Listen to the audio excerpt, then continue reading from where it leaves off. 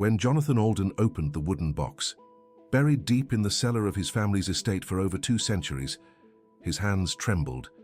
Inside, a simple, dark wooden ring, engraved with the initials VM and the year 1820. Not understanding why, unable to control the sudden impulse, he called out the name of the housekeeper cleaning the 2nd floor. Eve. When Evelyn Moore came down, startled, he took her left hand and slipped the ring onto her ring finger. It fit perfectly, as if it had been custom made. In that instant, they both collapsed to their knees on the cold cellar floor, and they saw exactly the same vision. 1820. A woman in a blue gown and a man in simple clothes. She was saying, "I'll find you in every life." He replied, "You will be free. I will be the one to serve." And they kissed for the last time before death. But let's go back to the beginning, 3 months prior, when Evelyn Moore first arrived at the Alden estate. She was 28 years old, her deep brown eyes reflecting a life touched by suffering. She carried on her shoulders the heavy burden of being a single mother to a 4-year-old girl with leukemia. She lived in a cramped apartment in the South End projects, where the rain leaked through the roof and the cold cut like a knife. Working as a cleaner in the richest estate in Beacon Hill was her only chance to afford treatment for Lily, her daughter. On the day of the interview, it rained heavily. Evelyn arrived soaking wet, shivering, in a uniform borrowed from a neighbor that was 2 sizes too big. Mrs. Davies, the 65-year-old housekeeper who managed the estate's 12 employees, looked at her with a mixture of pity and something more, something that resembled recognition. "Don't worry about the wet uniform," Mrs. Davies said. "I'll get you a towel, but stay away from the 2nd floor until Mr. Alden leaves. He doesn't like to be disturbed." Evelyn nodded, clenching her hands to hide her trembling.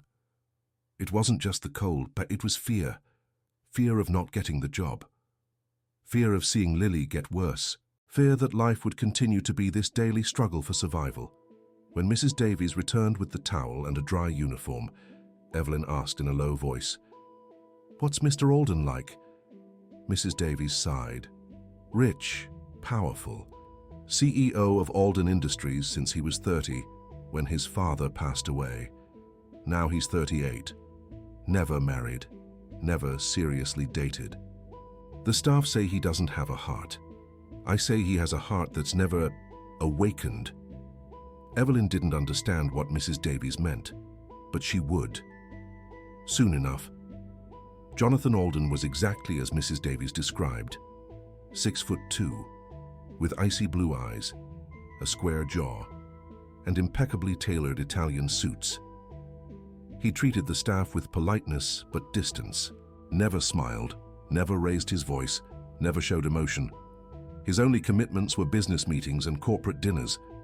He slept 5 hours a night, woke up at 5 a.m., ran 6 miles, worked until 11 p.m., repeated. Have you ever met someone who seems complete on the outside but empty on the inside? That was Jonathan. He had everything money could buy, and nothing that money couldn't. He felt, deep down in his soul, that something was missing, something he should be searching for, but he didn't know what. Evelyn started working the following Monday. Her job was to clean the 1st floor in the mornings, library, living room, dining room, kitchen. Never enter the 2nd floor before 2 p.m. When Jonathan left for the office, for the first 2 weeks, she didn't even see her boss. She heard his footsteps upstairs, heard his car leave at 6:30 a.m., heard the silence of the empty estate, and she cleaned, meticulously, grateful for each day of work that meant another day of medicine for Lily. It was in the 3rd week that the first contact happened. Evelyn was dusting the bookshelves in the library when an old book fell. She bent down to pick it up. At the same instant, Jonathan entered the room. He also bent down. Their hands touched the book at the same time, and their skin brushed for a fraction of a second. Evelyn felt an electric shock surge up her arm. It wasn't static. It was something deeper, as if every cell in her body had awakened from a sleep of centuries. She dropped the book and recoiled, gasping for air. Jonathan froze. He looked at his own hand, then at Evelyn. His icy blue eyes widened for a moment. Something passed through them. Something that Mrs. Davies, watching from the doorway, immediately recognized. It was fear, but not fear of her. Fear of something he felt and couldn't explain. "I'm sorry." "Sir," Evelyn murmured, head bowed, hands trembling. Jonathan stood up quickly, smoothed his suit, regained his mask of coldness. "It was nothing. Continue your work." And he left the library without looking back. But that night, for the first time in 38 years, Jonathan Alden couldn't sleep.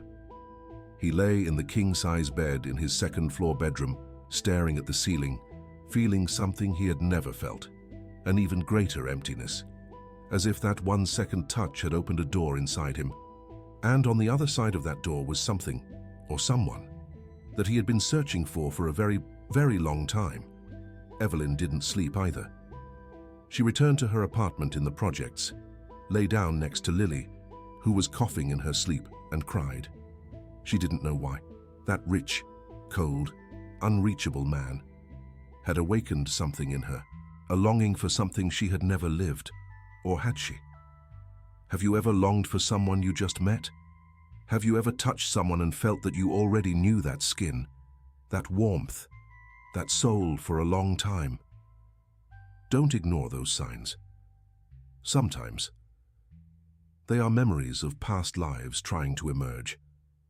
During the following weeks, Jonathan changed his routine. He started leaving his room earlier. He would pass by the library when Evelyn was cleaning. He didn't talk to her, just watched, from afar, as if he were trying to solve a puzzle. Evelyn felt the weight of that gaze, and something inside her responded. When he entered the room, her heart raced, her hands sweated. She became nervous, dropped things, tripped. Mrs. Davies noticed and smiled, a sad smile of someone who has seen this story before. One day, Mrs. Davies called Evelyn into the kitchen, brought coffee. They sat together, and Mrs. Davies said, "You feel something when he's around, don't you?" Evelyn turned red. I don't know what you're talking about." Mrs. Davies took her hand. "I've worked in this house for 40 years. I worked for Jonathan's father, for his grandfather, for his great-grandfather. This estate has stories. Stories of impossible loves. Stories of souls that search for each other through time. You and he. You have something. I saw it the first day. The way you stopped at the door, the way he froze when he first saw you." Evelyn pulled her hand away. "This is crazy. He's my boss. He's rich. I'm nobody." Mrs. Davies shook her head. "You don't understand. This has nothing to do with money.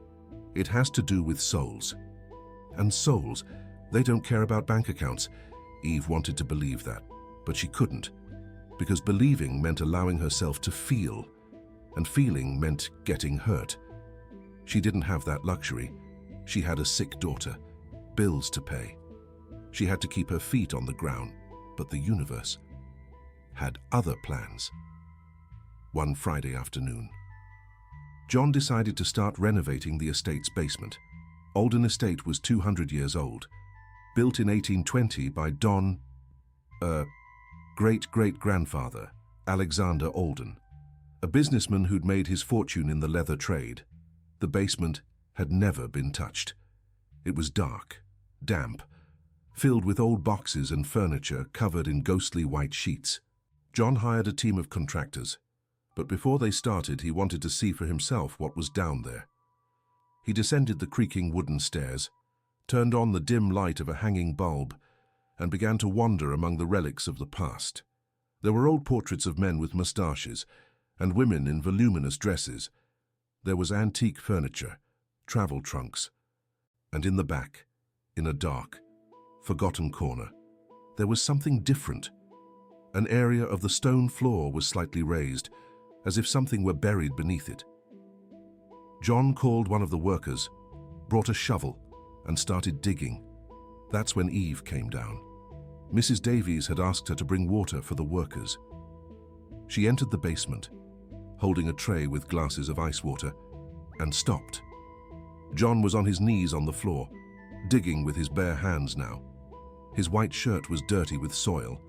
His normally composed face was tense, focused, almost desperate, as if he knew he was going to find something important.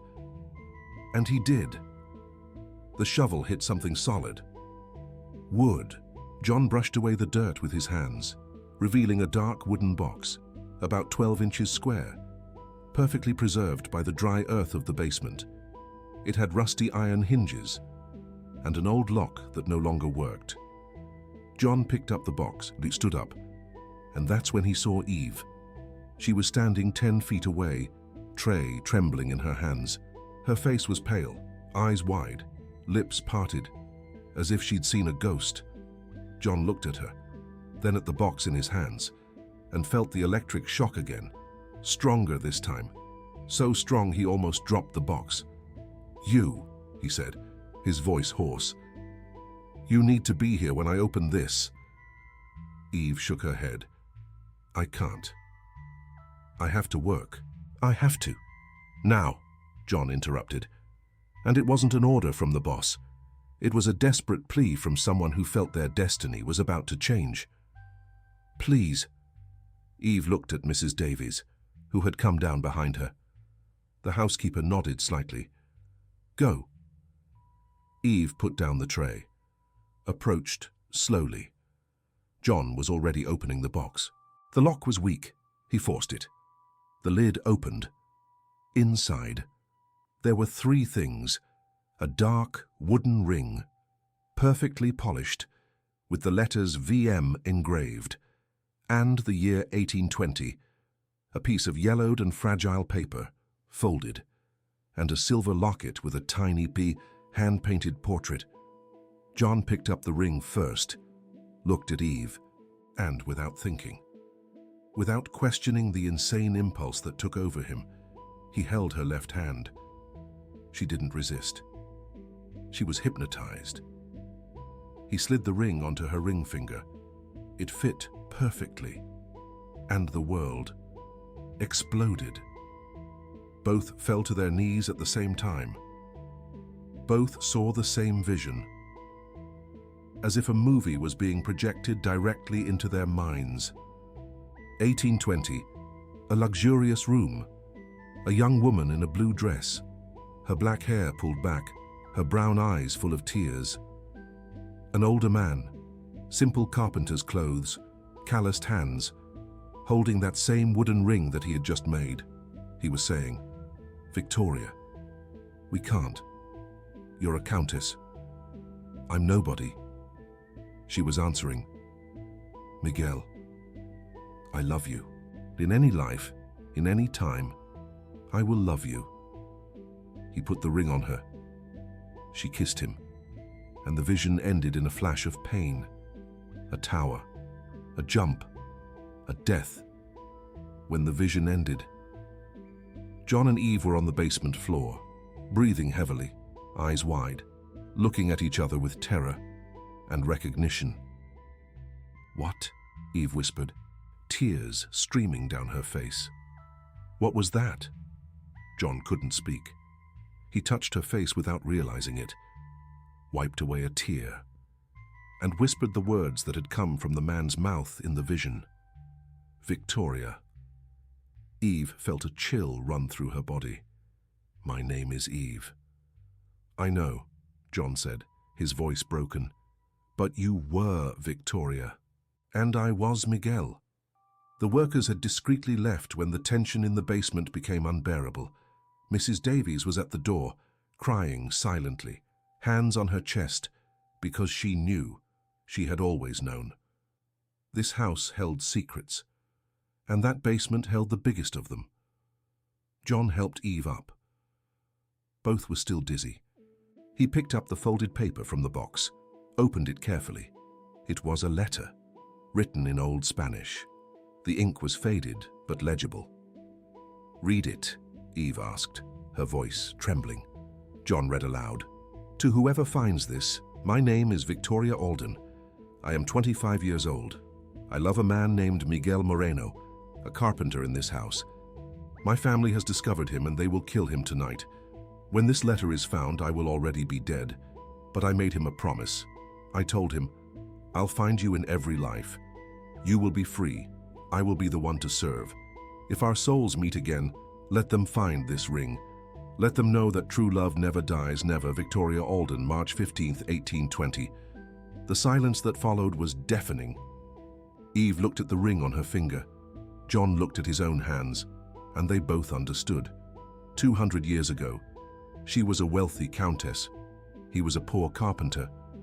They loved each other in secret. They were discovered. He was killed. She killed herself. And they made a promise. Now, in 2025, he was a millionaire. She was a poor maid. And that ring had waited 200 years, buried in the basement, for them to meet again.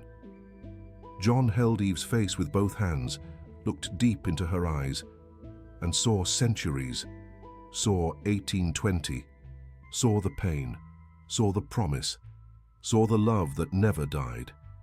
Eve placed her hands over his, and for the first time since she had entered that estate, she allowed herself to feel the absurd, to feel the impossible, to feel the love that had waited 200 years to be lived. Mrs. Davies approached, touched both of them on the shoulder, and said softly, "I always knew this house had an unfinished story. Now it's starting to be completed." John stepped back, ran his hands through his hair, started pacing. "This is impossible. Visions don't exist. Reincarnation doesn't exist. Soulmates don't exist." Eve looked at the ring on her finger. She touched the yellowed letter and said, "Then how do you explain this ring fitting me perfectly? How do you explain that we saw the same vision? How do you explain that I felt like I knew you from the very first day?" John stopped. He looked at her, and he had no answer. Because the truth was this. He felt it too. From the first touch. From the first glance. Something inside him screamed that he knew this woman, that he had loved this woman, that he had lost this woman, and that he couldn't lose her again. But to accept that meant accepting the impossible. It meant accepting that souls exist, that reincarnation exists, that love can transcend death and time. And Jonathan John Alden, a rational and pragmatic CEO, wasn't ready to accept that. Not yet. He picked up the box, put the letter and the locket back inside, and said, his voice cold again, "This stays between us. Don't talk about this with anyone." "Understood?" Eve nodded, hurt by his coldness. "Understood, sir." John walked up the basement stairs, locked himself in his room, and for the first time in 38 years, and he wept. He wept because he felt. He wept because he didn't understand. He wept because, deep down, he knew that everything he had lived until that moment was empty, and that this woman, this poor housekeeper who cleaned his estate, was the only real thing he had ever found. Eve stayed in the basement. She looked at the ring on her finger, and she couldn't take it off. Because it fit perfectly. Because it felt like it had always been there. Because, for the first time in her life, something made sense. Mrs. Davies hugged her, let her cry, and whispered, "Calm down, my dear. Souls always find their way. Always." That night, Eve went home. Lily had a fever. She gave her the medicine, lay down next to her daughter, and looked at the ring she had forgotten to take off. The letters VM glowed faintly in the candlelight. Victoria and Miguel. Now Eve and John. separated by 200 years, separated by social class, separated by everything, except for love, because love doesn't die. It never dies. But would they have the courage to live this love? Or would history repeat itself? Would she die again? Would he lose her again? These questions haunted both of them, and the answers were yet to come, because the dark wooden ring was just the beginning. There was more, much more. And when they discovered the complete truth, nothing would be the same. If you're feeling chills now, if you're feeling that this story is stirring something deep inside you, maybe it's because you also have a soulmate waiting. Maybe it's because you also loved in another life. And maybe, just maybe, this story isn't just about Eve and John. It's about you, about me, about all of us who, deep down, are looking for someone our souls recognize even before our eyes see. A week passed. John avoided Eve completely. He changed his schedule to not cross paths with her. He worked late, arriving when she had already left. But every night, before sleeping, he looked at the wooden box he had kept in his closet, and he felt the emptiness grow. Eve continued working, but everything had changed. The estate was no longer just a job. It was a place where her soul recognized every corner, the library, the staircase, the basement, as if she had lived there, as if every stone held a memory. And the ring. She couldn't take it off. She tried once. But when she pulled, she felt a pain in her chest so strong that she had to stop, as if tearing off that ring would tear off part of her soul. It was Mrs. Davies who insisted that something needed to happen. One Sunday morning, when John was alone in the estate, she knocked on his bedroom door. "Come in," he said, his voice tired. Mrs. Davies entered, looked at him. John was sitting on the bed, rumpled shirt, red eyes, the wooden box open beside him. "You're not okay," she said. "I'm great. You're lying. To me, to yourself, and to her." John closed his eyes. "What do you want me to do?" "Mrs. Davies, believe in reincarnation. Believe that I loved that woman 200 years ago." "That's insane." Mrs. Davies sat next to him, took the yellowed letter from the box and read again. "I'll find you in every life. You will be free. I will be the one to serve." Victoria made that promise, John, and she fulfilled it. In 1820 she was free and rich. He was a servant and poor. Now you are free and rich. She is a servant and poor. The roles are reversed. Exactly as promised, John opened his eyes, looked at the letter, and for the first time, really paid attention to the detail. Victoria promised that in the next life she would be the one to serve, and she was. Eve was the housekeeper. He was the boss. Complete inversion. "My God," he whispered. Mrs. Davies smiled. "Now you're starting to understand. It's not madness. It's destiny." John got up, walked to the window, looked at the garden where Eve sometimes took Lily when she came to visit, and felt something break inside him. That resistance and that fear, that need to control everything. Because you can't control love. You can't control destiny. You can't control souls that have been searching for each other for 200 years. "Where is she?" he asked. "At home, with her daughter." John grabbed his car keys. "I'm going there," and Mrs. Davies held his arm. "Are you sure? Because if you go, if you allow this to happen, you're going to change everything. Your life will never be the same." John looked at her hand, then at the box on the bed, then at his own reflection in the mirror, and said, "My life has already changed. The second I put that ring on her, now I just need to have the courage to live what my soul already knows." And he left. He drove to Southend, parked his black Audi at the entrance of the projects. People stared. A car like that there was rare. He asked for Evelyn Eve Moore. An old lady pointed to a wooden shack at the end of a narrow alley. John knocked on the door. Eve opened it. She was wearing old sweatpants and a worn-out blouse, her hair tied in a messy bun, her face without makeup, and still, for John, she was the most beautiful woman he had ever seen. Eve's eyes widened. "Mr. Alden, what? What are you doing here?" John looked at the shack, at the patched roof, at the dirt floor, at the brutal poverty that Eve lived in, and felt the shame tighten his chest. How had he lived in luxury while she lived like this? "Can I come in?" Eve hesitated. Then she opened the door. Lily was lying on a thin mattress on the floor, sleeping, breathing with difficulty. John looked at the girl and felt something strange, as if he knew her too.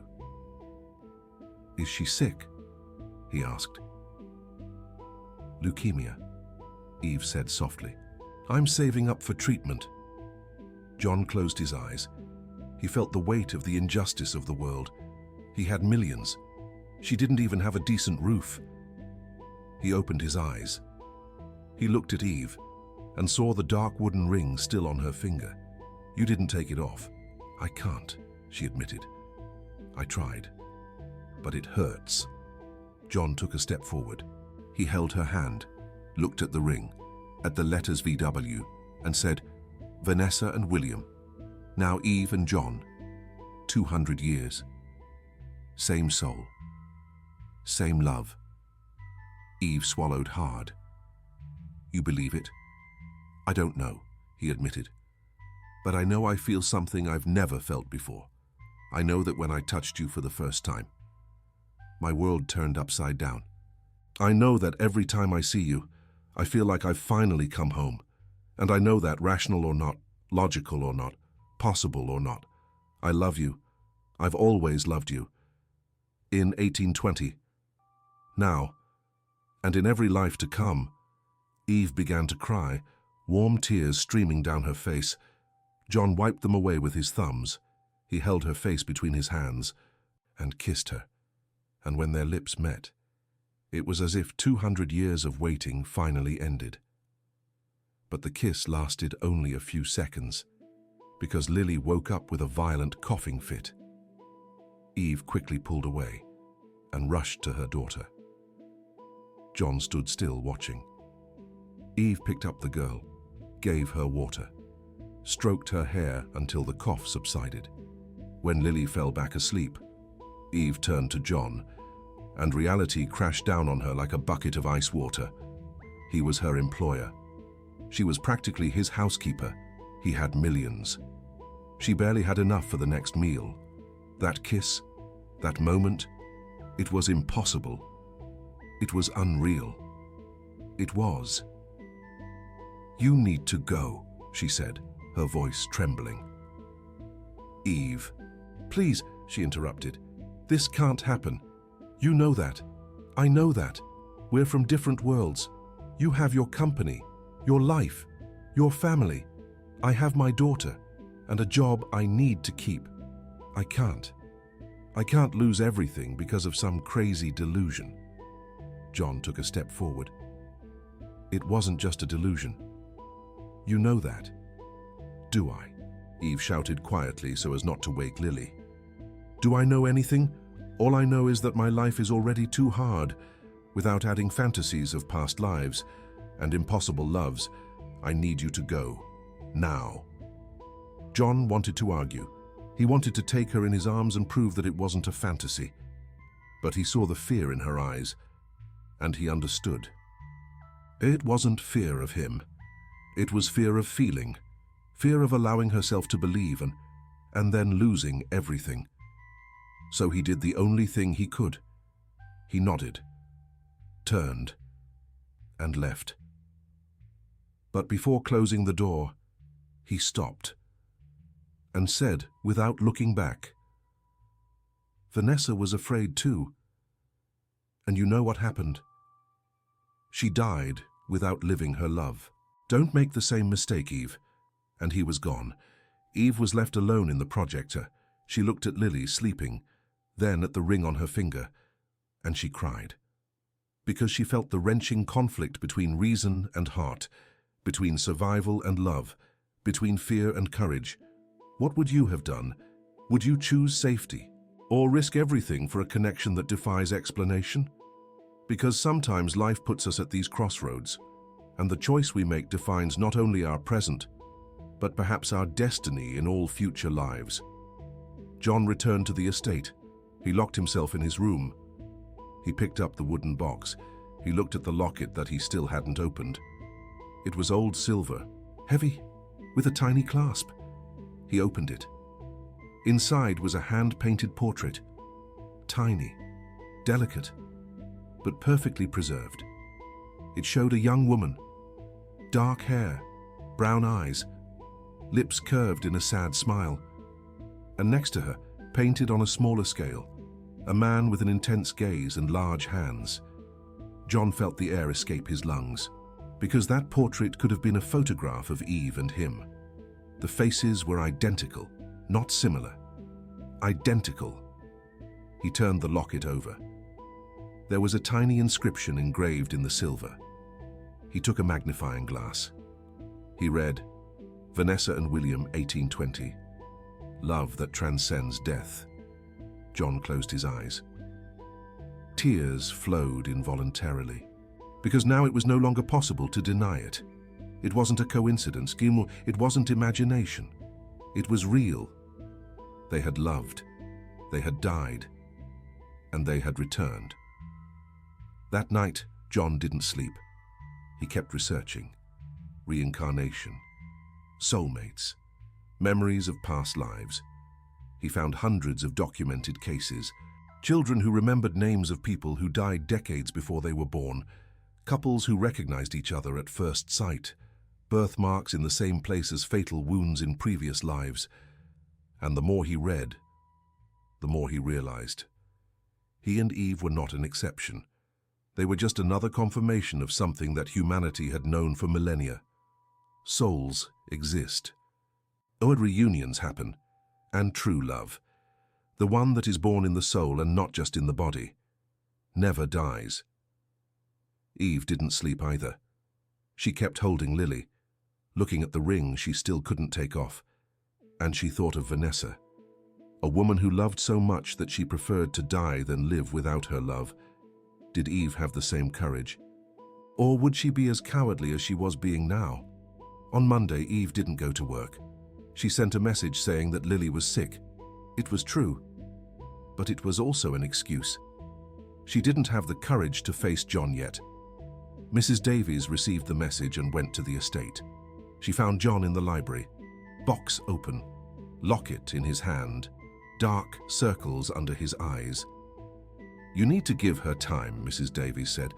"I've already lost 200 years, John replied, his voice hoarse. "How much more time do I need to give?" Mrs. Davies sat next to him, picked up the locket, looked at the portrait, and smiled. They were beautiful together. John corrected. They are beautiful together. It's still us. Mrs. Davies returned the locket. Then go to her, not with words this time, with actions. Show her that the love you had in 1820 can survive in 2025, even with all the differences. How?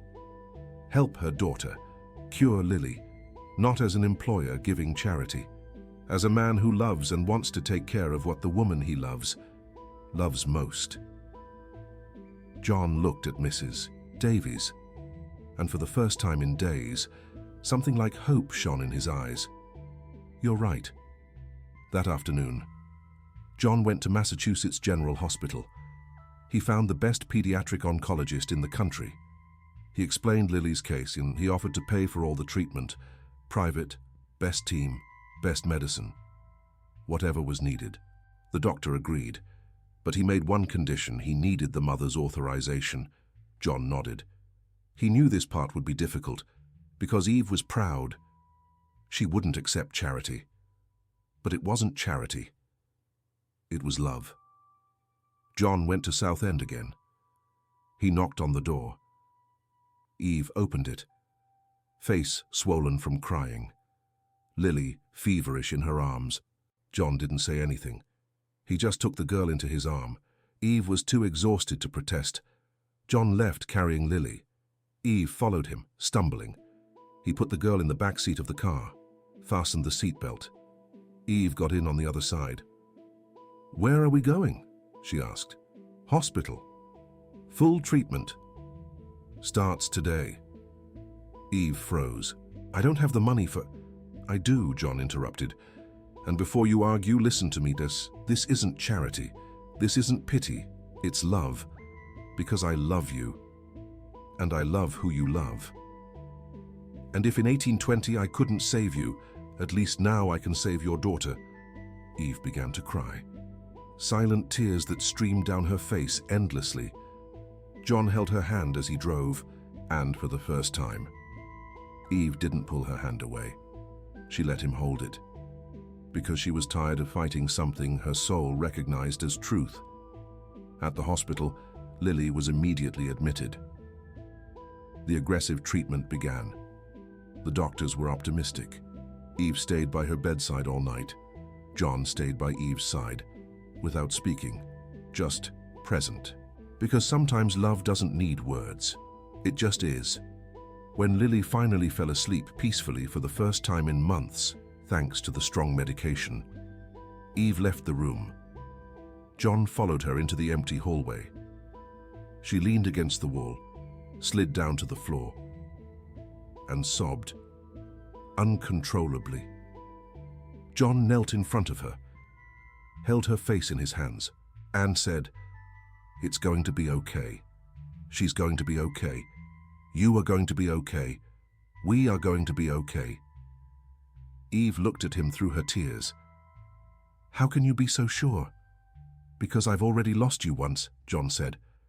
"And it took me 200 years to find you again. I'm not going to waste this chance. No matter what the world says, no matter the differences, no matter anything besides what our souls know to be true, we belong to each other. We always have." Eve touched his face, ran her thumb over his lips, and whispered, "Miguel." John closed his eyes at the sound of that name, because it confirmed everything. She remembered, maybe not consciously yet, but her soul remembered. "Victoria," he whispered back, and there in the cold hallway of a hospital, 200 years after they were lost, Victoria and Miguel found each other again, no longer separated by social classes and family prohibitions, but facing new challenges, modern challenges, but with the same ancient love. Eve pulled John into a kiss, this time uninterrupted, this time without fear, this time with acceptance. And when their lips met, they both felt the same thing. We're home. In the following days, John visited Lily every day. He brought toys, books, told her stories, and something strange began to happen. Lily started calling him Dad, without anyone asking, without anyone suggesting it. Eve noticed. She was worried. John wasn't Lily's father. He had no obligation. But when she mentioned it to him, John replied with something that left her speechless. Maybe she remembers too. Maybe in 1820 she was our daughter, and she's coming back to complete our family. Eve felt a chill, because Lily had the same eyes as Victoria in the portrait. Brown, deep, ancient. And sometimes when she slept, she mumbled words that Eve didn't understand, words in Old Spanish. One night, John brought the wooden box to the hospital. He showed Eve the medallion. She opened it, looked at the portrait, and fell back into the chair. "It's us," she whispered. John nodded. "Now do you believe?" Eve touched the portrait, ran her finger over Victoria's face, over Miguel's face, and felt something open up inside her, like a door that had been locked for a long time, finally being opened. And on the other side of that door were memories, fragments of 1820, a ball, a first glance, an accidental touch while dancing, secret meetings in the garden, Miguel building furniture for the estate, Victoria sneaking down at night to see him, the day he made the dark wooden ring, The day they were discovered. The day her family decided to kill him. The day she climbed the tower. The jump. The pain. The promise shouted before dying, "I'll find you in every life." Eve stood up abruptly. She was breathing fast. Tears streamed down her face. John held her, and she cried against his chest. I remember you. I remember everything." John hugged her tightly. He also cried. Because now they both remembered. It was no longer theory. It was no longer faith. It was memory. Real. Vivid. Undeniable. They loved in 1820. They died in 1820. And they came back in 2025. Exactly as Victoria promised. She free, rich. Now he free, rich. She a servant. The roles reversed. The promise fulfilled. But the story wasn't over yet. Because there was one more thing that needed to be revealed. Something that was waiting in the attic of the Alden estate. Something that would change everything again. And when they discovered it, they would have to make the most important decision of their lives. Repeat the past or write a new future. The answer was coming. And it was even more incredible than everything they had experienced so far. You know when something impossible happens and you can't process it? When the reality you know shatters and a new reality, much stranger, takes its place? That's exactly what was about to happen to John and Eve. 2 weeks passed. Lily responded well to treatment. Her tests showed improvement. The tumor was shrinking. Eve began to believe that her daughter would survive. And for the first time in years, she allowed herself to think about happiness. John and Eve spent almost all their time together at the hospital. At night, when Lily slept, they talked about 1820, about 2025, about how strange it was to remember a life they hadn't lived in this body, but that their souls held perfectly. Eve said that sometimes when she closed her eyes, she saw the garden of the Alden estate as it was in 1820. She saw the rose bushes. She saw the fountain. She saw Miguel working in the carpentry shop that was in the back. John said that sometimes he smelled the French perfume that Victoria used to wear, a perfume that no longer existed. They were crazy things. They were impossibilities. But they were real. One Friday, Lily was temporarily discharged. She would still need to return for chemotherapy, but she could spend the weekend at home. John offered to take them to the estate. Eve hesitated, but Lily jumped for joy. "Can I go to Daddy's house?" Eve and John looked at each other. Daddy. Lily called him Daddy naturally, as if it were obvious, as if it had always been that way. John knelt in front of Lily, looked into the girl's deep brown eyes, and asked something he didn't plan to ask. "Lily, do you know me from somewhere, from before?" Lily tilted her head, smiled, and said something that made time stop. "Yes, Daddy. You were my father when Mommy was the queen, and you were the woodman. But the bad men took you and Mommy flew from the tower. Then I got sick and died too. But now we're back, all of us, to be together this time." Eve covered her mouth with her hands, her eyes wide, instant tears. John stood frozen. Lily was their daughter. Back in 1820, she had died as a child, probably from the same illness she had now. Leukemia in 1820 was a death sentence, and now she was coming back with the same disease, giving them the chance to save her this time. The universe wasn't just reuniting two soulmates, it was reuniting an entire family. John embraced Lily. He wept, holding the little girl tightly. Eve joined the embrace. And there, in the hospital hallway, a family that had been torn apart 200 years ago was finally reunited, complete. They went to the estate. Mrs. Davies greeted them with a knowing smile. She knew, she always knew. She had prepared a room for Lily on the second floor, decorated with teddy bears and soft colors. Lily ran through the room, laughing, touching everything. Eve stood in the doorway, watching. John stood beside her. He took her hand and whispered, "Our daughter." She was our daughter. Eve nodded. She couldn't speak. She could only cry and smile. At the same time, that night, after Lily had fallen asleep, John called Eve. "We have to go up to the attic. There's something there I need to show you." They climbed the narrow stairs that led to the attic. John flipped on the light. It was an enormous space, filled with old furniture covered in ghostly white sheets, chests, paintings, books, 200 years of Alden history, accumulated. John led Eve to the far end. There was a wall covered by an enormous sheet. He pulled it down and revealed something that made Eve fall to her knees. It was a portrait, huge, about 6 feet tall, oil-painted, perfectly preserved. It showed 3 people. A young, beautiful woman in an elaborate blue dress, dark hair in curls, a pearl necklace around her neck, a sad smile on her lips. It was Victoria, but not just like Eve. It was Eve. The face, the eyes, the mouth, the shape of the nose, all identical.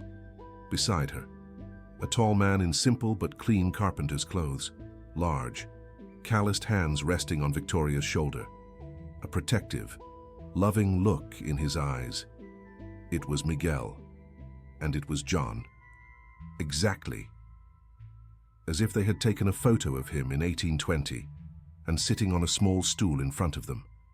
A little girl of about 4 years old, white dress, brown hair in curls, sweet smile, bright eyes. It was Lily. Exact, perfect, impossible. Underneath the portrait, on a bronze plaque, was written, "Countess Victoria Alden, Michael Moore and Lily Moore. Painted in secret in 1820 by an unknown artist. Last remembrance of a forbidden love." Eve couldn't take her eyes off the painting. She touched the canvas, ran her fingers over Victoria's face, over Michael's, over Lily's, and it was like touching the past, like touching herself 200 years ago. John knelt beside her. "This is real. It's not just resemblance. It's use, literally us." Eve turned to him, her face wet with tears. "How is this possible? How can souls come back with the same face, with the same essence?" John shook his head. "I don't know, but there's something else, something I haven't shown you yet." He went to an old chest in the corner, opened it, took out a large book with a worn leather cover. Victoria Alden's diary was engraved on it in faded golden letters.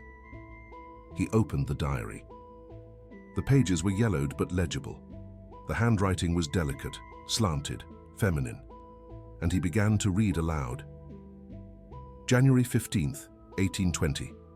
My name is Victoria Alden. I am 25 years old, and I am in love with a man I can never have. His name is Michael Moore. He is a carpenter in this house, and he is 30 years old. Calloused hands, gentle eyes, and a smile that makes my heart stop." John continued turning pages, reading excerpts. Each diary entry told the story of the forbidden love, how it began, how it grew, how Victoria tried to resist and couldn't, how they met at night in the garden, how Michael made special furniture for her, how they made love for the first time in the carpentry workshop under the moonlight, and then an entry that changed everything. March 10th, 1820. I discovered that I am pregnant with Michael's child. My family cannot know.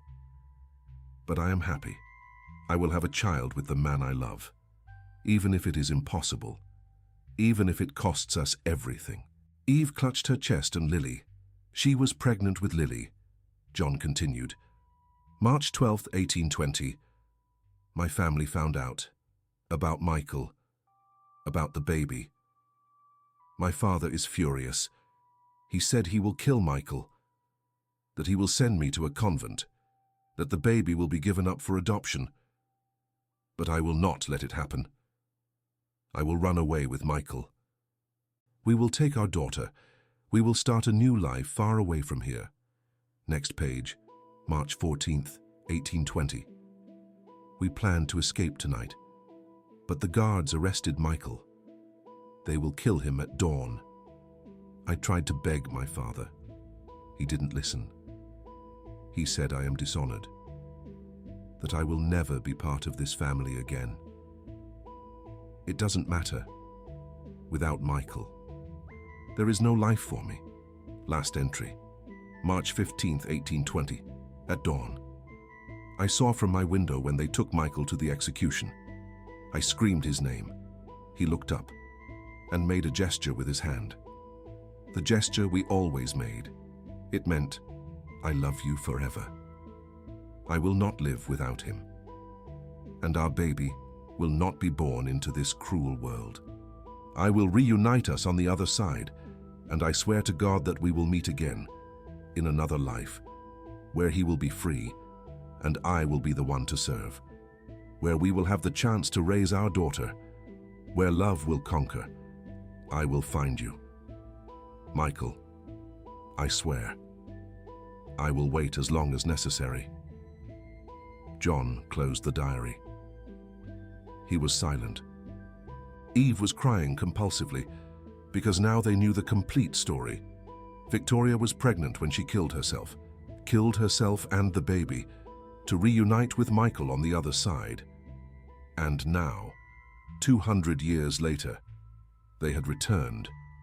John as the millionaire, Eve as the housekeeper, Lily as the daughter who almost died, but was being saved this time. The roles reversed, the promise fulfilled, the chance to live the love that death interrupted. If you're not getting goosebumps right now, if you're not feeling something profound stirring in your soul, pause for a moment. Breathe. Because this isn't just a story. It's a truth about how love works. It doesn't die. It never dies. It waits. It returns. It insists until it can finally be lived. Eve looked at John, then at the giant portrait, then at the diary, and said, I remember this, not with my head, but with my heart. I remember the pain when I saw you being taken away. I remember the despair. I remember climbing the tower. I remember holding my belly and asking the baby for forgiveness. I remember jumping. And I remember thinking as I fell, I will find you. Michael, I swear I will find you. John pulled her into an embrace. He wept into her hair. You found me. You fulfilled the promise. And now we will never be separated again. Never again. They stood embraced beneath the gaze of the 200-year-old portrait. Jonathan, Eve, and Lily. Now Evelyn, John, and Lily. The same soul, a new time. The same chance to be happy. But as they descended from the attic, Mrs. Davies awaited them with a worried expression. I need to tell you something. There's a tradition in the Alden family. Something you both need to know. What is it? Jonathan asked. Mrs. Davies took a deep breath. They say that Victoria cursed this estate when she died. They say she swore that no Alden would ever be happy until her soul found peace. For 200 years, every Alden has died alone, without true love, without children, or with children who died young. Your father died at 50, unmarried. Your grandfather, the same. Your great-grandfather too. The curse. It persists, unless... Unless what? Evelyn whispered. Unless Victoria finally experiences her love. Then, the curse breaks. Jonathan glanced at Evelyn, then at Mrs. Davies. So that's it. It wasn't just about us. It was about breaking a cycle, about freeing my family from 200 years of unhappiness. Mrs. Davies nodded solemnly. And there's more. They say that when the curse is broken, something will happen. A sign. Something that will definitely prove that all of this is real. Barely had Mrs. Davies finished speaking when Lily shouted from upstairs, "Daddy, Mummy, come see." They rushed up the stairs. Lily was in her room, pointing towards the garden. Look, in the garden below, exactly where the carpentry shop had been in 1820, an old rose bush that had been barren for years, blossomed completely. Hundreds of perfect red roses sprouted from branches that had been dead that very morning. Jonathan, Evelyn, and Mrs. Davies stared out the window, speechless. It was impossible.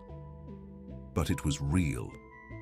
The rose bush that Victoria planted in 1820 when she became pregnant with Sophia, the rose bush that withered when she died, had just come back to life.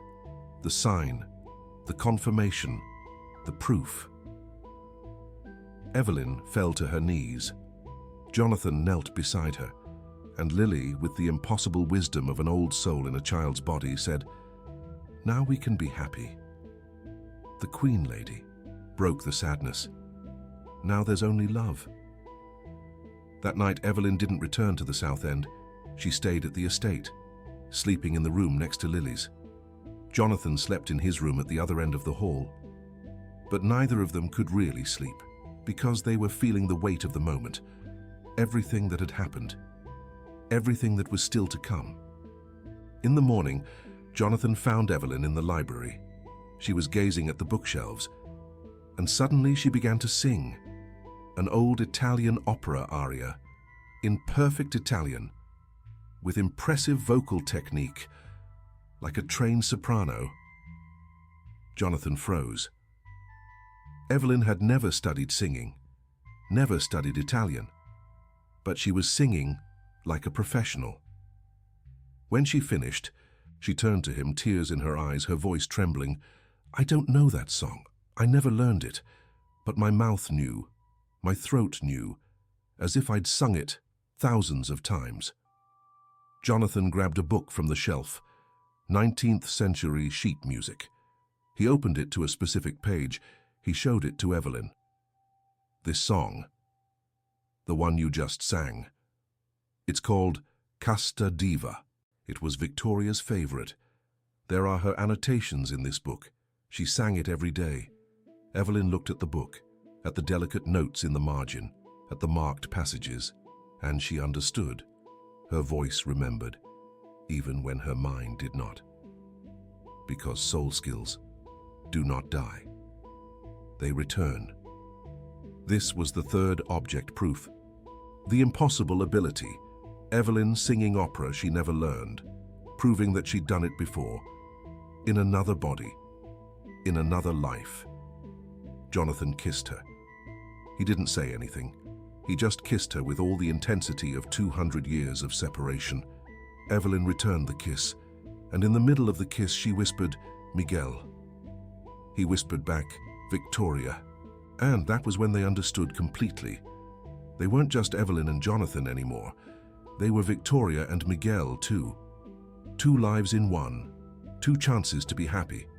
And this time, nothing would separate them. Because if true love waits 200 years, nothing in the present can destroy it. No prejudice, no social difference, no barrier. Love that transcends death, does not bow to obstacles in life. But there were still difficult decisions ahead. Jonathan was the CEO of a multi-million-dollar company. Evelyn was a housekeeper from the South End. The scandal would be immense if they announced their relationship. The entire Olden family would turn against him. Society would judge them. And Lily still needed expensive treatment that depended on Jonathan's money. How to reconcile eternal love with brutal reality. How to live a second chance when the world conspires against you. The answer would come soon, and it would be more radical than anyone imagined. The following Monday, Jonathan convened an emergency meeting with the board of directors of Alden Industries. 12 men and women in impeccable suits sat around the mahogany table, awaiting in silence. Jonathan never called emergency meetings. Something big was about to happen. Jonathan entered, but he wasn't alone. Evelyn walked in beside him, holding his hand. She wore a simple blue dress that Mrs. Davies had chosen. Her hair was down. The dark wooden ring was clearly visible on her finger. The silence in the room became heavy, shocked, disapproving. Jonathan sat down at the head of the table. Evelyn sat beside him, and he began to speak in a voice that brooked no interruption. You all know Evelyn Moore. Some of you have seen her cleaning our offices. Today she is here in another position, as my future wife and future co-owner of this company. An explosion of voices, simultaneous objections. One of the oldest directors stood up. Jonathan, have you lost your mind? She's a housekeeper. This is scandalous. The press will destroy the company's reputation. Your shareholders will. Jonathan slammed his hand on the table. Everyone fell silent. I don't care about scandal. I don't care about reputation. And as for the shareholders, they can sell their shares if they want. But I'm going to do the following. I'm going to transfer 50% of my personal shares to Evelyn. She will be an equal partner, and if anyone here has a problem with that, they can resign right now. No one resigned, but the looks were of pure shock. Evelyn was pale. Jonathan, you don't have to do this. I don't want your money. I don't want... I know, he interrupted gently, looking into her eyes. That's exactly why I'm doing it. In 1820, you were rich and I was poor. You would have given me everything, and I couldn't accept it. Now, I'm rich and you're poor. I want to give you everything, and I will, not as charity, as restitution, as justice. 200 years overdue. One of the younger directors asked, confused, 200 years? What is he talking about? Jonathan smiled. They wouldn't understand. Nor did they need to. They just needed to know that he had made his decision. Evelyn will be my wife. Lily will be my adopted daughter. And so, let's live the love. That was denied to us 2 centuries ago. The meeting ended in uproar. But John didn't back down that very week. He initiated the stock transfer papers, started the adoption process for Lily, and set the wedding for a month from then. The press exploded. Billionaire CEO marries former maid from the projects. The tabloids were cruel. They called Eve a gold digger, called John crazy. The distant Alden family sent letters of disapproval, but John and Eve were not shaken, because they had waited 200 years.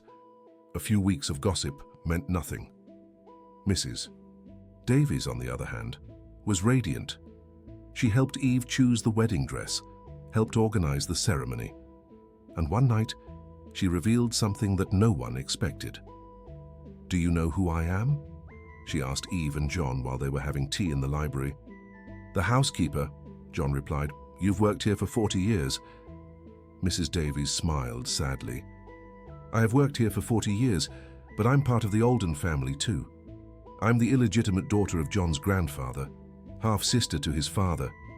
I was never officially recognized, but I always knew the story. Of the curse, of Victoria and Miguel. And I always believed that one day they would return. That's why I stayed. To witness. To help. Eve was speechless. You knew from the beginning. From the very first day you entered this estate, Mrs. Davies confirmed. I saw the way John looked at you, even without realizing it. I saw the dark wooden ring glow when you passed near the box in the basement. I saw everything, and I waited. John held Mrs. Davies' hand. Thank you for believing, for waiting, for caring, Mrs. Davies cried. After 200 years of Alden unhappiness, I will finally have a happy family to witness. And so, on a sunny spring Sunday, Jonathan Alden and Evelyn Moore were married. It wasn't in a grand church.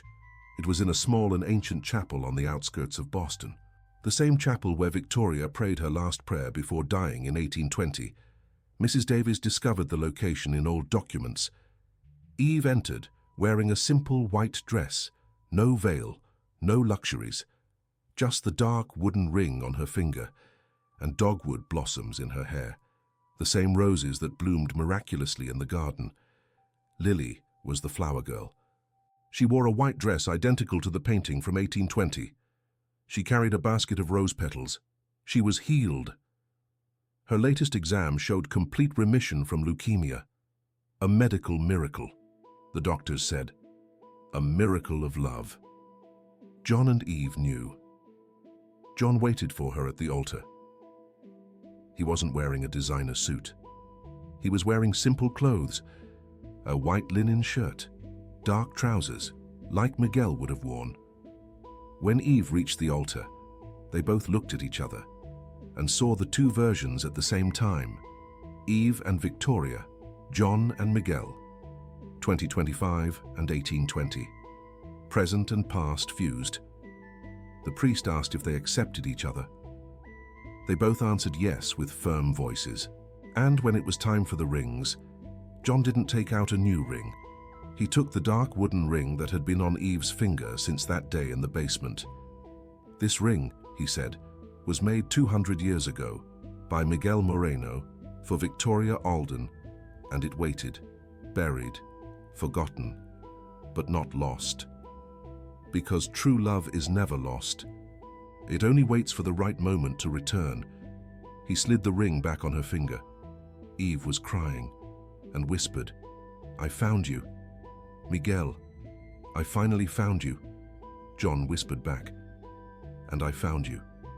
Victoria, and I'll never lose you again." They kissed. And when their lips touched, the few guests present swore they saw something. A golden glow around the couple, as if two souls were dancing, celebrating, finally at peace. Lily shouted, "Mommy and Daddy are together. Now we're a real family." And it was true. 200 years later, Victoria, Miguel, and Lily were finally a family, alive, whole, happy. Some people will pause now, process, cry, because this story shouldn't exist, but it does.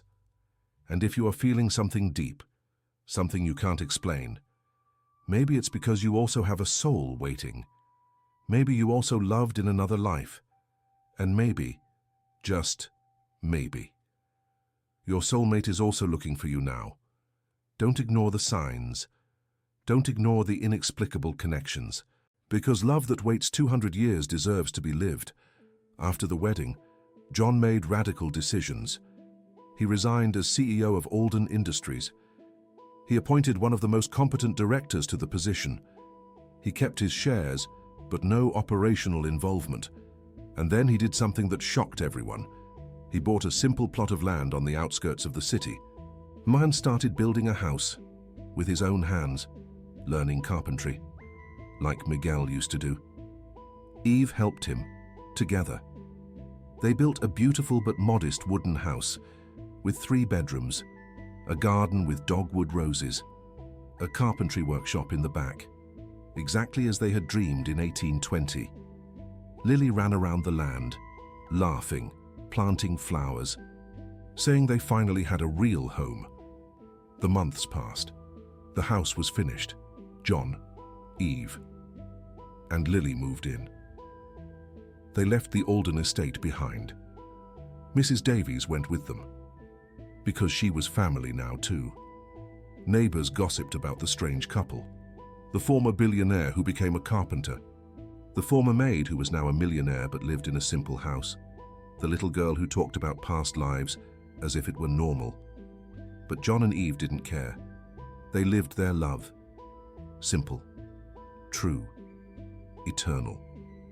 A year after the wedding, one spring night, Eve discovered she was pregnant. John cried when she told him, because this time there would be no tragedy. This time, their child would be born in love, would be raised in peace, would live. When the baby was born, it was a boy, blue eyes like John, black hair like Eve, a smile that lit up everything. They named him Miguel, in honor of the carpenter from 1820. To the love that waited 200 years, Lily hugged her brother carefully, whispered, "Welcome back. We were waiting for you." And Eve understood. That baby was also an old soul. Maybe a brother they had in 1820. Maybe someone they loved and lost. Returning to complete the family. Life went on. Simple but full. John worked in the carpentry shop, making custom furniture. Eve took care of the children and the house. At night, she sang the operas that Victoria sang. John played the guitar that Miguel played. Lily danced. Miguel slept, lulled by the music. And every night, before sleeping, John and Eve lay down together, looked at each other, and whispered the same words. I love you. In 1820, in 2025, in every life to come, because true love does not die, does not end, does not give up. It waits, returns, conquers. Have you ever felt like you know someone you just met? Have you ever looked at someone and felt like your soul was saying, I've known you for a very, very long time? Have you ever had the absolute certainty that a connection didn't just start now, but centuries ago? If so, don't ignore it. Don't dismiss it as mere coincidence. Because maybe, just like Evelyn and John, you also have a soulmate waiting. Maybe you've also loved in another life, and maybe this life is your chance to finally live what death interrupted. What's your story of inexplicable connection? Damn it, have you ever felt something like that? Share it here, because these stories need to be shared. They need to be honored. They need to be lived. 3 years later, on a quiet afternoon, John, Evelyn, Lily, and little Michael returned to the Alden estate. Mrs. Davies had called, said she had something to show them. They went up to the attic together. Mrs. Davies led them to the 1820 portrait. Victoria, Miguel, and Lily were looking at them from the canvas. But something was different. Beneath the 1820 portrait, there was now a new portrait, recently painted. It showed Evelyn, John, Lily, and baby Michael in the same poses, with the same expressions, like a mirror through time. Mrs. Davies smiled.